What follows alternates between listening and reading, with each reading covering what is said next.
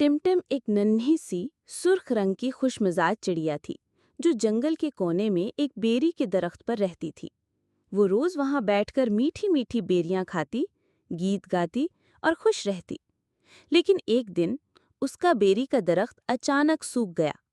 पत्ते झड़ गए, बेरियां खत्म हो गईं और टिमटिम बहुत उदास हो गई। उसी वक्त एक बूढ़ी लोमड़ी आई। उसने अपनी छड़ी जमीन पर टेकते हुए कहा, पहाड़ के उस पार एक नीला पौधा है, उसकी बेरी खाओ तो तुम्हारा दरख्त फिर से हरा हो जाएगा। टिमटिम ने छोटा सा बैग बांधा और उड़ान भर दी। रास्ते में एक बोलती पतंग मिली जिसने टिमटिम को हवा में घुमा दिया। फिर एक कहकहे मारता मेंढक मिला जो हंसते हंसते कहने लगा, नीली बेरी तक जाना आसान नहीं। आखिरकार टिमटिम एक जादुई जंगल में पहुंची। वहां एक नीला चमकता हुआ पौधा था जिसके गिर्द एक सुनहरी सांप सो रहा था।